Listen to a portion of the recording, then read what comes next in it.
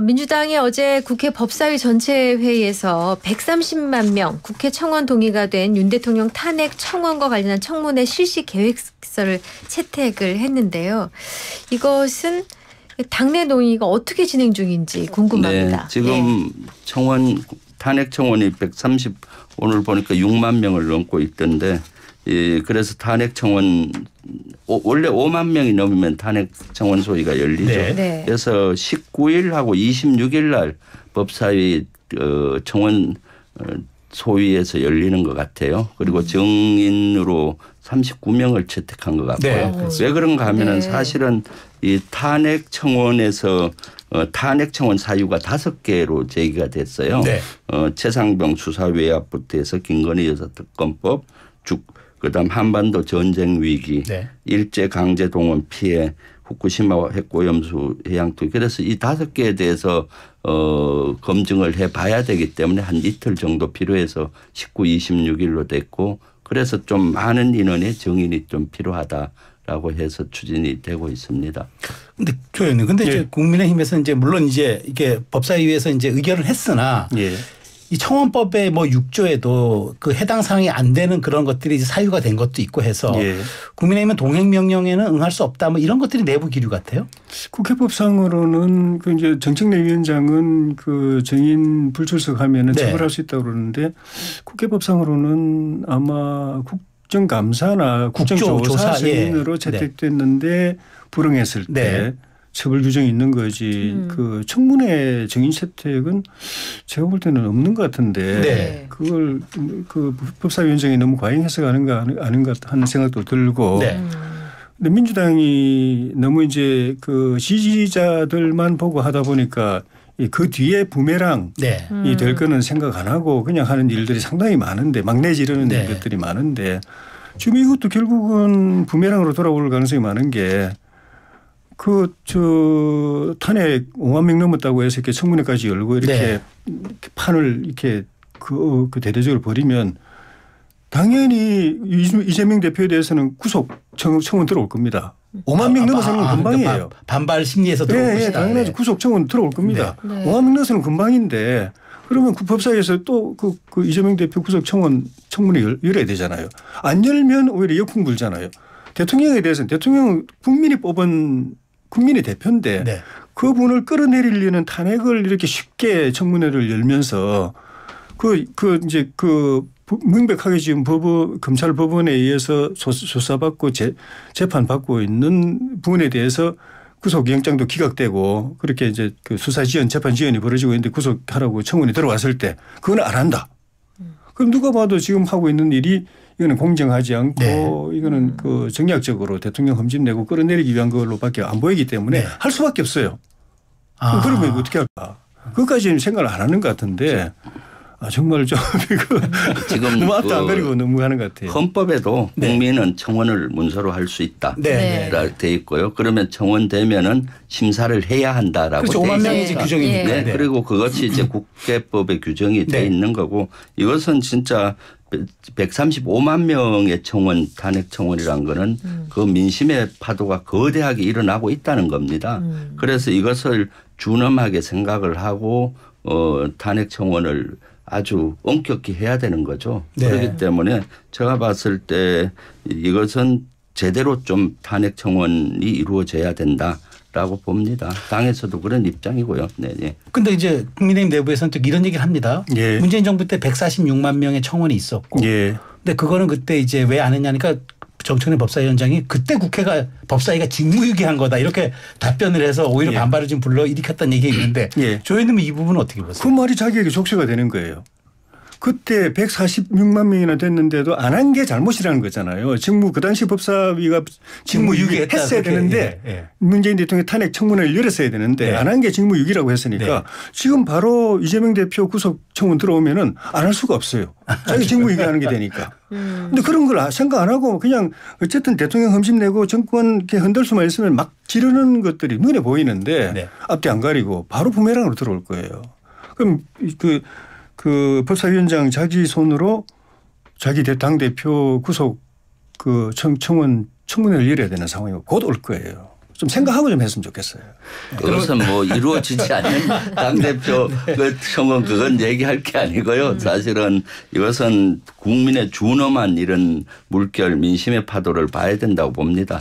총선 민심에서도 국정기조를 바꾸려 했는데 안 바꾸니까 2차적으로 촛불 대신 사실은 이 청원 탄핵 청원으로 온라인상에 일어나고 있는 이 물결을 봐야 됩니다. 사실은 그런 얘기 있잖아요. 그 민심의 바다는 배를 띄우기도 하고 배를 뒤집기로 한다. 네. 지금이 그 초기 증상으로 보이기 때문에 윤석열 대통령이나 정부는 이것을 정확히 이해하고 민심을 좀 받아들일 필요가 있다라고 보여요. 하나 더 여쭤보면 그럼 법사위 내부에서 물론 이제 그 법사위는 아니시고 이제 국방이십니다만은 지금 그러면 김건희 그 여사의 그러니까 어머니까지 해서 그 증인대 세우겠다는데 그걸 끝까지 관철시킬 것으로 생각하십니까? 관철시키려고 노력을 해야 되겠죠. 그런데 아마 그쪽에서 거부할 확률이 많아서 그걸 어떻게 법의 잣대로 이것을 조치를 해야 될지 그건 법사위의 고민사항일 거라고 보여요. 네, 네, 알겠습니다. 정청래 위원장도 앞으로 하면 곤혹스러운 위치가 되고 입장이 되고 당도 굉장히 고민할 수밖에 없을 게 지금 검사 탄핵도 했잖아요. 네. 그 조사하겠다는 거죠. 불러가지고. 네. 조사하면 거기서 검사들이 이재명 자기들이 수사하고 재판 진행하고 있는 그 이재명 대표의 그 범죄 사실에 대해서 다 이야기할 수밖에 없어요. 지금 재판은 원칙적으로 기자는 들어가지만은 생중계는 안 하잖아요. 그렇죠. 네. 검찰 수사는 당연히 비공개를 하잖아요. 비공개죠. 국민들이 상세한 내용 몰라요. 혐의사 시사를. 사실 그런데 공청회는 지금 청문회는 공개가 되죠. 공개하잖아요. TV 생중계도 하잖아요. 그럼 검사들은 자기들이 그 탄핵 받을 이유가 없다는 걸 이야기하기 위해서는 자기들이 한 행위가 정당하다는 걸 이야기해야 되고 그러면 왜 이재명 대표 이런 그 잘못을 저질렀고 왜 기소를 했는지 재판이 어떻게 진행 중인지 다 이야기할 수밖에 없는데 그런 국민들이 그동안에 상세한 내용 몰랐는데 TV 생중계로 다 보게 되는 거 다 알게 되는 거예요. 아마 이재명 대표 굉장한 정치적 타격을 받을 것이고 지금 대통령 탄핵도 마찬가지입니다.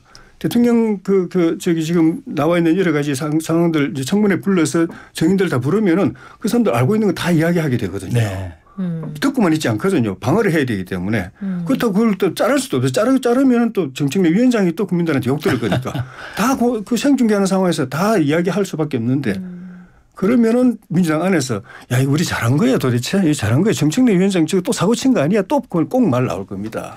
그러다 보니 지금 탄핵 검찰 4명 탄핵은 이재명 대표와 관련성이 거의 없고 사실은 공직자로서 품위 손상 의혹이라든가 또는 뭐 허위 진술 뭐 이런 조장을 한다든가 여러 가지 다른 항목으로 지금 탄핵으로 올라가 있어서 그럼에도 불구하고 이것이 더 명확히 하기 위해서 바로 탄핵 소추안으로 간 것이 아니라 법사위에서 한 번 더 따져보자. 그리고 거기서 법을 위반한 것들이 좀 확인이 되고 하면은 탄핵 소추로 간다. 더 과거보다 신중하게 이렇게 접근하고 있는 겁니다. 그렇다고 생각하시는군요. 네, 그렇죠.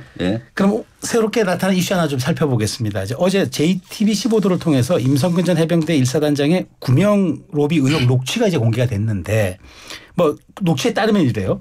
도이치모터스 주가 조작 사건의 공범으로 알려진 이종호 전 블랙인 퍼스트 대표가 내가 VIP한테 전화해주게 구명운동 해주겠다. 뭐 이런 내용의 녹취입니다. 조 의원님 어떻게 이걸 들으셨어요? 해주겠다고 이야기했는데 했는지도 모르겠고 그렇죠. 했다고 하더라도 그게 얼마나 영향을 미쳤는지 왜냐하면 별 영향 그런 게 없었더라도 대통령 그렇게 할 수밖에 없어요. 국군 통수권자인데 유사시에 전쟁이 벌어졌을 때 그 위에 장성들부터 보급 장교 또 저기 병사까지 나라를 위해서 목숨을 던지도록 그렇게 끌어가야 되는데 이 사건 보면은 그 박정훈 대령이 법에도 없는 민주당 때 법을 고쳐가지고 군사법원법을 고쳐가지고 군에서 사망사고 나거나 성비사고 나면은 군이 수사하지 마라. 그 사이에 막 여러 가지 은폐도 있고 조작도 있고 그러니까 군이 아예 수사하지 말고 경찰만 수사할 수 있게 수사권을 없애버렸어요. 조사만 기소사실 조사만 해가지고 경찰이 수사할 때 그 참가할 수 있도록만 했는데 수사를 해버렸단 말입니다. 그럼 민주당도 지금 수사 외압이라고 그래요.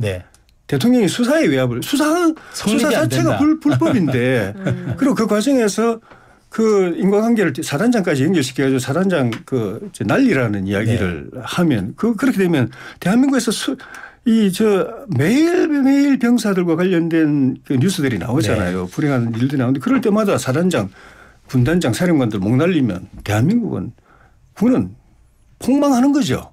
대통령이 그렇게 지휘해가지고 군 통솔을 할 수 있겠습니까? 당연히 그거는 사리비를 가려서 사리에 맞게 처리하도록 해야 되는 것이고 국방장관도 군 정권이 있거든요. 군 정권을 그렇게 행사해야 되는 것이고. 그런데 다만 그 과정에서 대통령이 화를 엄청 냈다는 게 이제 이슈가 돼버리니까. 그 이미지가 뉘앙스가 대통령이 화내는 바람에 밑에서 일이 비정상적으로 처리된 거 아니냐는 그 이미지를 준 게 우리가 잘못된 거예요.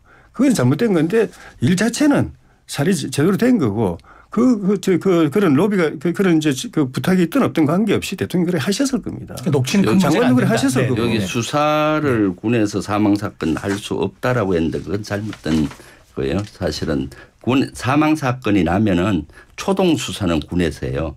초동 수사는 군에서 하고 초동 수사를 해보니까 이 사망의 원인에 군이 원인이 있다 하면은 바로 경찰에 이첩하고요. 단순 사망 사건이다. 예를 들어서 그 단순 교통사고라든가 네. 또는 발을 헛들여서 이렇게 실족사라든가 했을 경우는 군에서 종결을 하게 돼 있습니다. 제가 이 법을 만들 때 관여를 했었거든요. 그런데 지금 대통령실에서는 뭐 수사 권한이 없다.